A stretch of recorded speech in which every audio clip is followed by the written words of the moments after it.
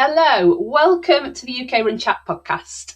Just under a year ago, we spoke to race director John Yelland about one of the most unusual endurance events in the UK, the Hourglass Race. It's a front yard ultra where runners tackle 2-mile laps against a steadily shrinking time limit. Now, last year, John shared how the event was created, why more than half of the participants end up running further than they've ever run before, and what he'd learned from moving from being a runner to a race organiser. So we've got John back today because we're just in the lead up to the event again, which is on the 27th of June this year. So we're catching up with what's going on, what all the race organisation looks like, and to find out a bit more about Hourglass Race, and maybe we can get one of you along. John, welcome back to the podcast. Hiya, thanks for having me. Yeah, so last time we spoke, you just run the race. It was kind of August time, wasn't it? So we're in the build up now to this year's race. So how's the last year been for you? Well, actually quite tough.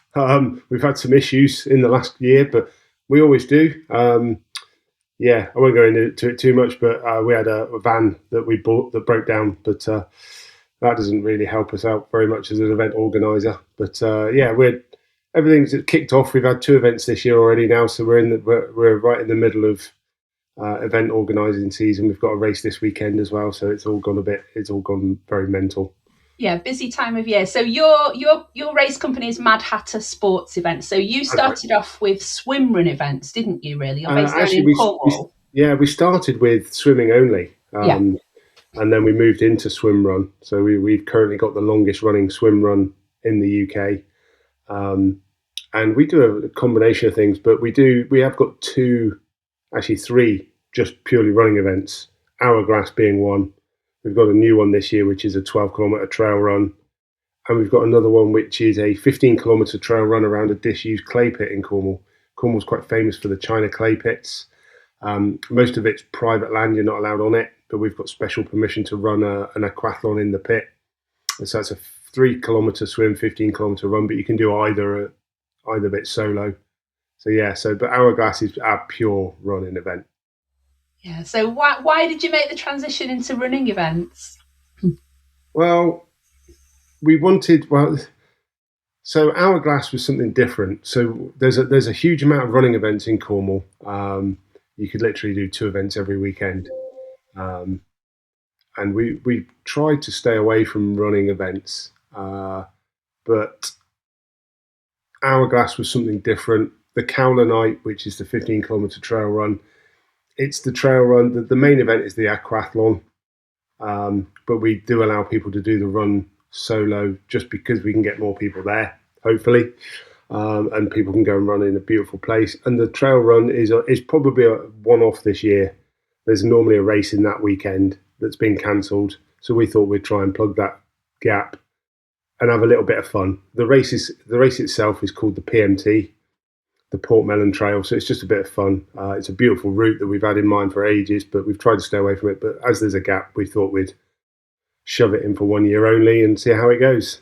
Yeah, well, hopefully entries are going well for you. What's the kind of running scene looking like at the moment? Are people wanting to enter races? Is it going well? Yeah, so down here, there's people are entering races, but there's just so many races that everything's kind of diluted. So instead of having 2 events on a weekend, a Friday, a Saturday, and a Sunday, and having larger numbers, there's a lot of events going with smaller numbers. So yeah, it's challenging. You've got to try and be unique and special and create. Mad Hat Sports for us when we started, it's just me now, but us when we started was all about creating an atmosphere, an event, and everything that goes with that. Rather than just sometimes you turn up to an event and you get the same medal, you come over the finish line and somebody goes, well done. It's all about trying to create that atmosphere and that fun. Everybody that does a Mad Hatter event gets a high five, which is playing havoc with my shoulder. I need to stand on the other side now and do left-handed high fives. But yeah, so it's all about, we try to create an atmosphere and an event rather than just a race. But that's quite difficult. That energy level is difficult to maintain. Yeah, it takes a lot of work and commitment from you as well as race director. I try to. It's almost impossible, but I try to get to know as many people as I can that are doing the race. So you make people feel special. I do a little bit of social media stalking, not in a bad way, but I try to look up who people are. And that's nice when people are coming over the finish line. You go, oh, here's Michelle. She's just done, 100-mile ultra 2 weeks ago. She's here today doing this. And that just makes people feel that little bit special. And that comes from having done Ironman. You come over the line and there's an announcer, Paul Kay, and he just goes, John, you are an Ironman. And you go, oh, I want to do it all again just so you could say that to me again. So we're trying to create that kind of atmosphere. But yeah, that's nice. I did an Ironman event, only the run event in Bolton at the weekend, and it is nice when they shout your name as you're crossing over the line. You feel so special, don't you? And it's so lovely. I had the worst 13 hours of my life when I did Ironman, and I come over the finish line. He said that, and I was just like, I want to go and do it again. Now, just so we can say my name, it's Ace. Yeah. So you talked a lot about the community last time we spoke, didn't you? Yeah, that's really, really important to you. Yeah, absolutely. I mean, we want to make people feel like it's not just coming and doing a whatever it is, a 10K swim or 5K swim or whatever it might be. It's, hang around and cheer everybody through and just have, socialize with everybody and create that little bit of an atmosphere. On our swim run events, we always invite everybody. Well, not that many people actually turn up, but we invite everybody for food in the evening. We book a restaurant and we go and have food. And we always do a social swim on the morning after the race where people, if they haven't had too much chafing, can come and have a little bit of a social swim with us and stuff, because we're swimming anyway. So just invite everybody along. I don't know many race organisers that would. I think running is slightly different because, if you've run however far you run, you don't really want to get up and run the next morning because you might be a bit sore. But swimming's a little bit different. I think we can do that. But yeah, it's all about that for us. So do you get a lot of local people doing your events, or do people travel from far and wide? So it's kind of a mix. I would say it's probably 60% local, 40% out of county. But I mean, we had a swim run a couple of weeks back, and we had people from the Lake District, Yorkshire, come down and do it. We have had people fly into the UK to do our events, from Germany and from America. So yeah, it's quite well spread. Yeah, that's incredible, actually. So how do people find out your events? Because last time we spoke, you were saying it was difficult to kind of get round like the Facebook algorithms, for example, because everyone finds out about stuff like this on social media, don't they? And I remember you telling me a story about a lady who you'd met at a swim run event, and she hadn't heard of your one, but she lived 10 miles away. So how do you kind of, as a race director, kind of get this out to people? With incredible difficulty. It's proving to get harder and harder, I think, using social media for stuff. You can use all the paid ads and things, but I mean, we haven't invested a huge amount in that, but I haven't really seen a massive benefit from that. You get a few more likes or a few more clicks on your website, but doesn't necessarily translate into entries. I mean, trying to sell Hourglass is a challenge in itself because of the type of race it is. But I will comment on people's posts. You have to be interactive with people on social media. It's not just a case of putting a picture up and going, oh, this is happening.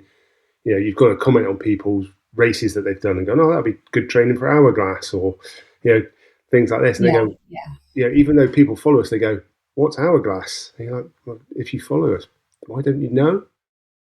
But it's hard, people don't necessarily sit on social media all day, and it's got to get to the right people. And if you don't look at it, with social media being so big, if you don't look at it within the 10, 15 minutes after it's posted, it's gone.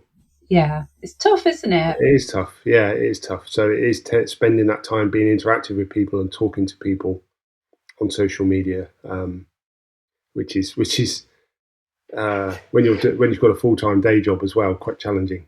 Yes, I can imagine. Yeah.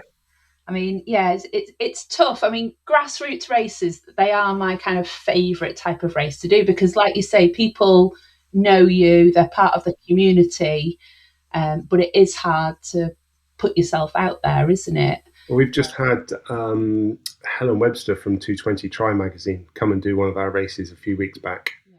And she's trying to push local grassroots races because in triathlon and multisport, everybody's like, I want to go and do an Ironman. That's my goal. But there's so many other events out there that can help you build into that, and there's some brilliant local races, grassroots races that are far, well, not better, but just enjoyable in a different way to like the big Ironman events and things like that. Yeah, and it's knowing where to find them, though, isn't it? Yeah. Like as a runner, I'm often like, well, where do I look to find these events? It's hard. There's no kind of central. There's no central place, is there? There's a couple of websites that have tried it in the past. We were part of one in the past, but they seem to have disappeared. And there's another website which tries to sell your events for you and take a commission, but we've tried that in the past to build numbers and had like one entry. Yeah. One entry is better than no entries, but it is really difficult. It is really difficult. I mean, you can send emails out to all your competitors and stuff, but they probably get bombarded by everybody. So we don't really do that. We should probably do more of that, to be fair. But yeah, it's tough. It's tough. Yeah. Have you noticed runners behaving differently when it comes to entering races? Like, are they leaving it till more last minute? Yeah, last minute. So we've got a race this weekend, which is a swim event, and this is a particularly challenging swim event. So it's notorious. It's one of the toughest, ranks one of the toughest open water swims in the UK because it's 2 kilometres straight out to sea. There's quite a bit of current and swell, so it's a tough old race. And people are literally left it to the last minute to wait and see what the conditions are going to be like, what the weather's going to be like. Is it actually going to be on?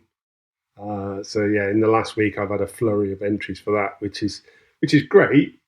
But when you order medals based on a perceived number, if you got 100 people entered 3 months ago, you go, well, I'm not going to get more than 120, 130. And then when 30 or 40 people enter it the last week, you're kind of a little bit stuck. Yeah, that's tough. So you have to really kind of know how many you're going to sell so that you can pre-order your medal. We always end up with leftover. Yeah. I've got a garage full of medals and swim hats and t-shirts. But you just think, what do I do with them? Yeah. And that's all money. I mean, maybe other race organisers are better at planning and organising than me. That's probably the case, but it is difficult because what we've decided to do this year is only because we always had merchandise on sale at the events, but you end up with t-shirts left over. So we're just literally ordering in what people have pre-ordered now. Yeah. But then people turn up on the day and go, "Can I buy a t-shirt?" Well, you should have ordered one. It's so tough. Yeah. I've just I've put in an order for medals, and we try to do locally sourced medals by local artists, and we try to use all that kind of stuff. We famously did medals a few years ago for a swim event from Joe Downs Glass. I don't know if you've ever heard of Joe Downs. Very, very well-known artist down this way, but they cost an absolute arm and a leg. But they're spectacular. That's all anybody ever talks about. They're spectacular. So we try and use that, but that's expensive in a lot of cases and challenging. Christmas time, me and my wife go around sort of Christmas fairs and things like that, and we're looking what could make a nice medal for particular events. And I think my wife loves it because she loves Christmas fairs, but I hate it. So you're getting ideas. That's brilliant. Yeah. So we've got a company that are making the trophies for Hourglass, medals for Hourglass this year. And it's been designed by a local lady. She's designed the thing, but it's all handmade Hourglass medals. I did find something the other day in a shop. It's a bit cheeky, but I said to my wife, these would make great. They're the Hermione Granger Time Turner. Oh yeah, necklace. Oh wow, yeah. And I was like, that would make an amazing medal for Hourglass. It would. But my eldest son, who works with us on the events, went, "You can't use that, Dad. You'll get told off by all my brothers." Yeah, they would, wouldn't they? Yeah. The way my luck's going, yes, I would. Other people would get away with it, but I would be told off. I seem to have no luck at the moment.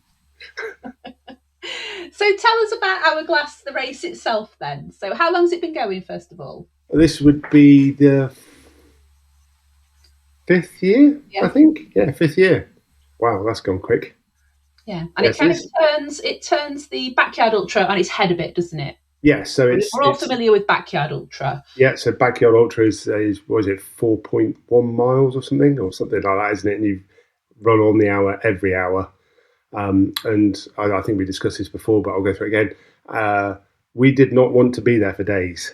I couldn't think of anything worse, if I'm honest. So we decided to have a 2-mile loop, and it's you start with 30 minutes for 2 miles, so 15-minute mile pace, which my dad's 83, he could do a couple of laps walking. In fact, my stepfather-in-law is 77.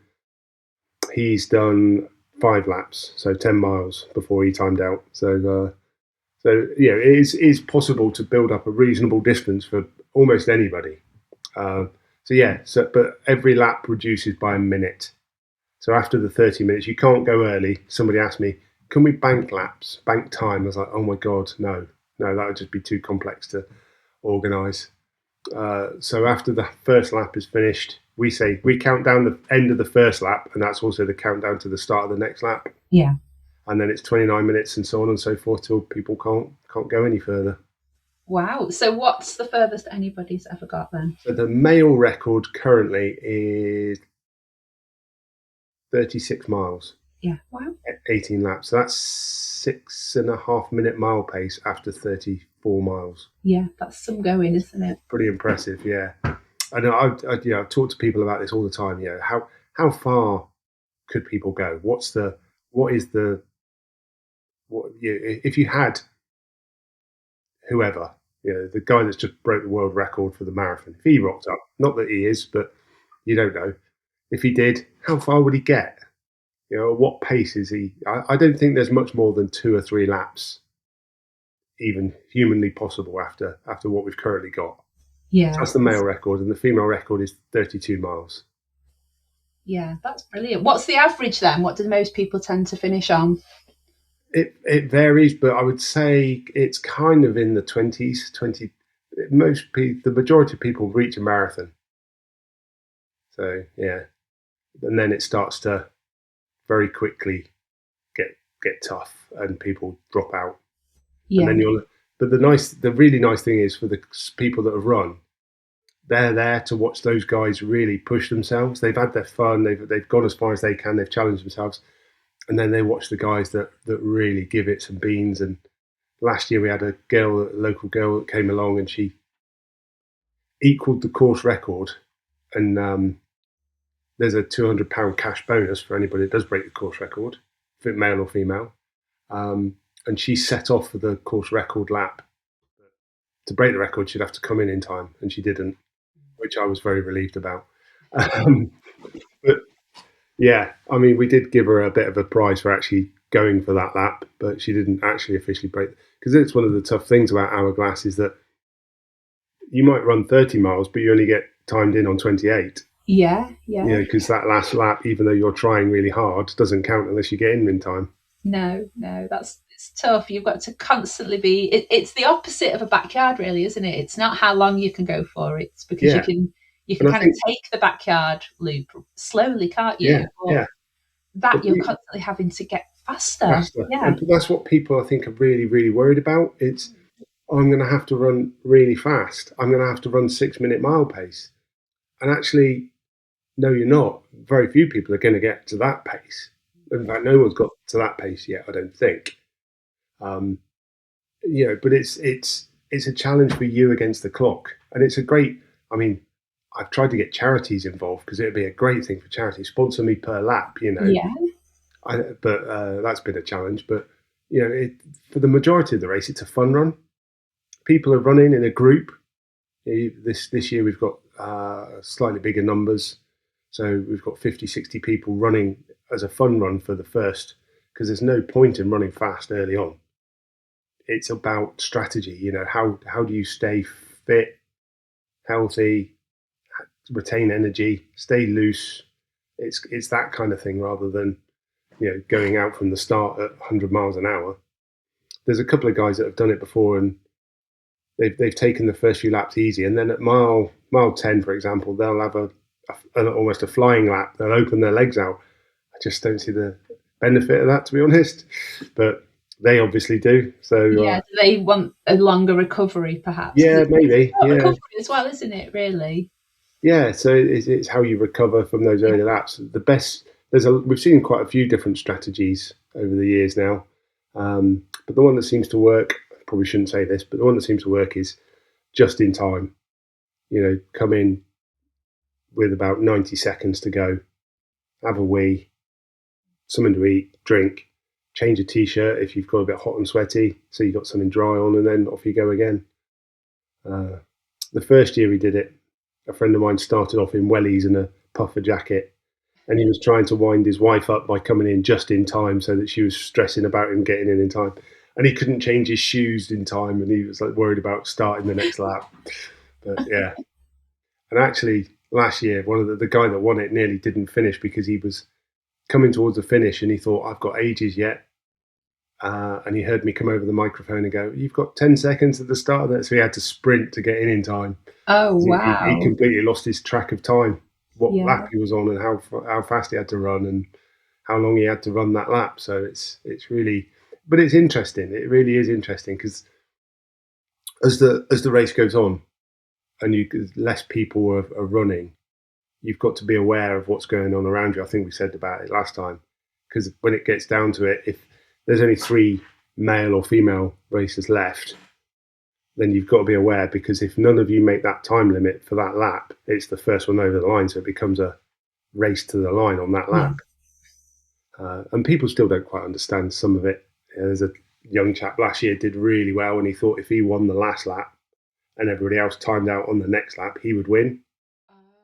But it doesn't. So if he won the last lap and on the next lap everybody times out, is the person who comes over the line first on that lap that wins. Right. Okay.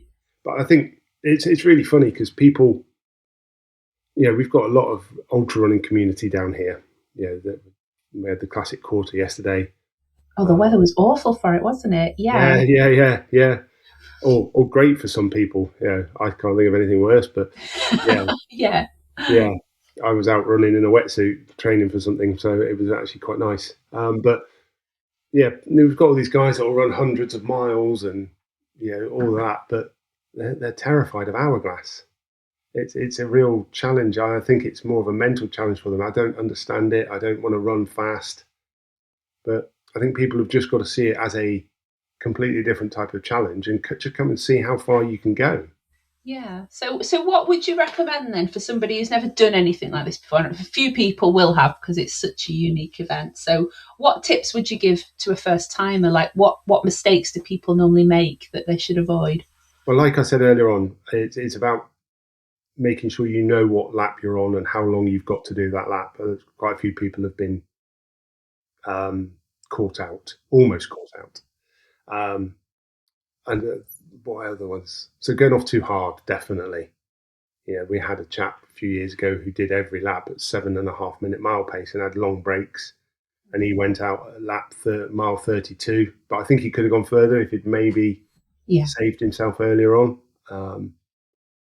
Always having dry stuff is always a good one. But it's learning your nutrition. When can you take it?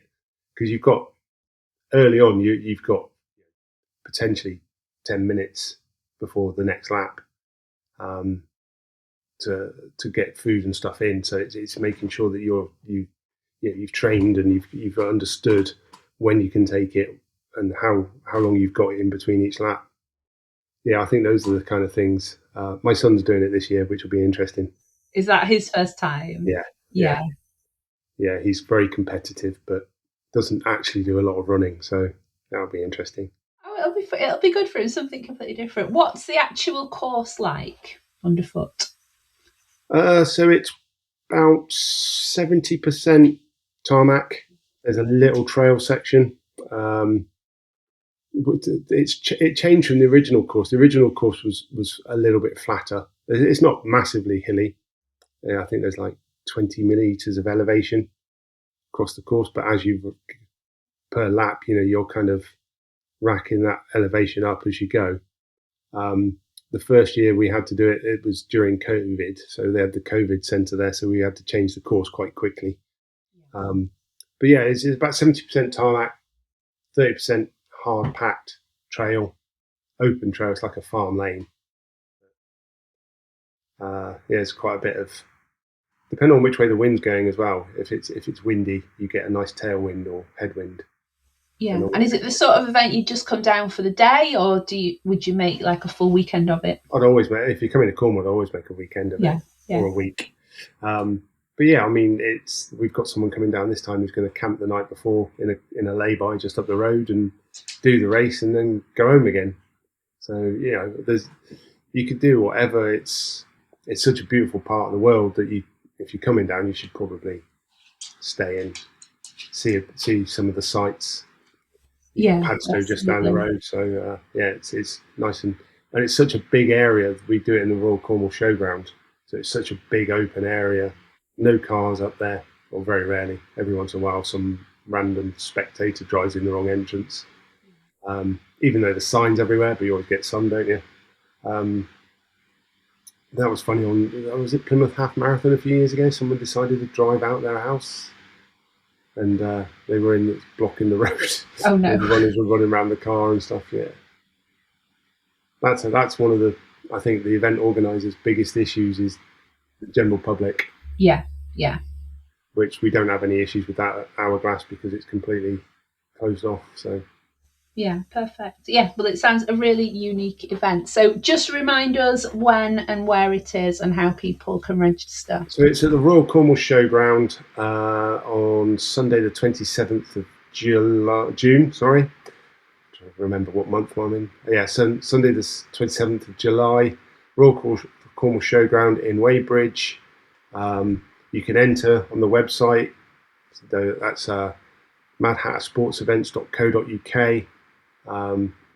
If you've got any questions, ping us a message on social media. Travel, I mean, you can get the train to St Austell and then find a way to get into Weybridge. But you can also fly into Newquay. So you're in Manchester, aren't you? You can fly to Newquay quite cheap. Mm-hmm.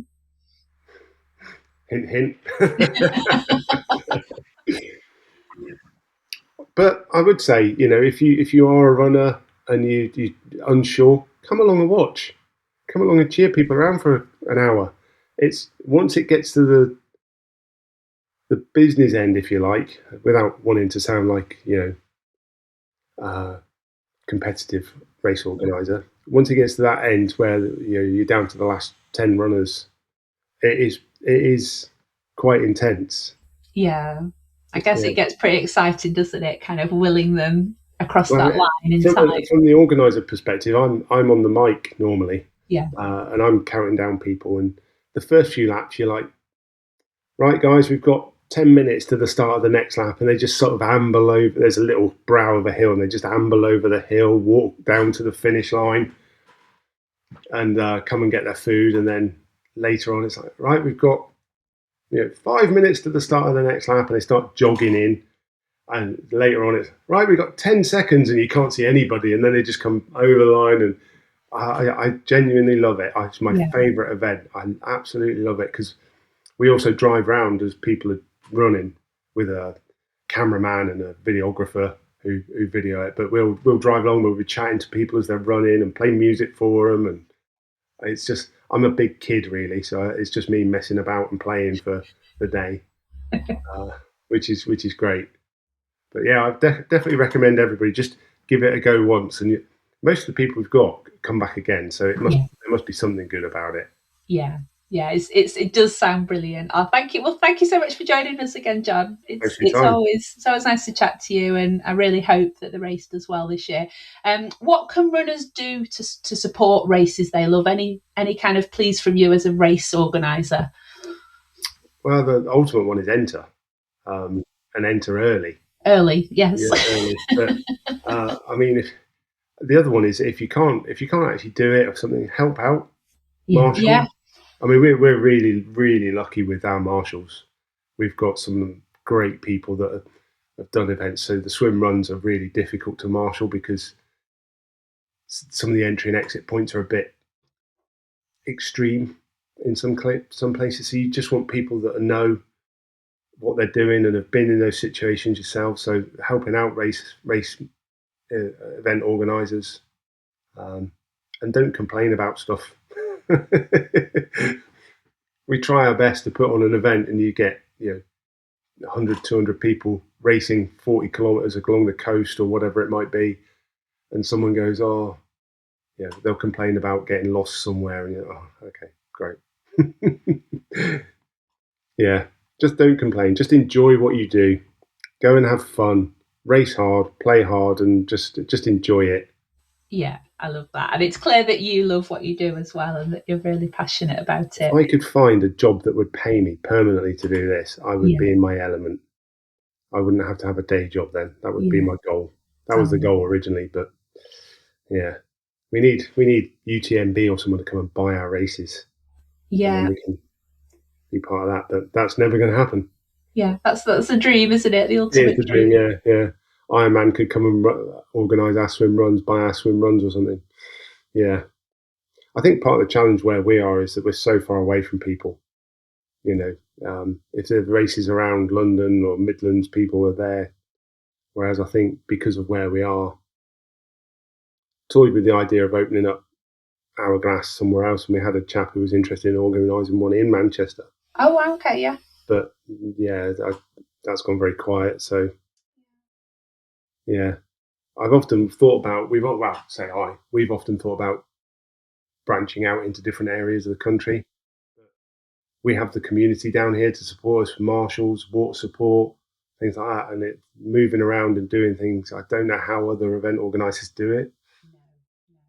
It's really tough. Whereas I trust all the people that I've got down here, and not that I know them, so I trust them. It's when you go to somewhere else and you don't know who people are and what their backgrounds are, and yeah, it's always challenging to put on events where you don't live, I think. Yeah, it's whether you can rely on people, isn't it, to really show up and help. Yeah, because we always do that.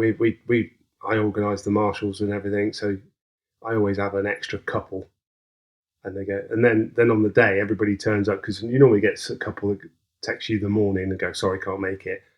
It's always the way. They're volunteers; they're not paid, so can't really blame them.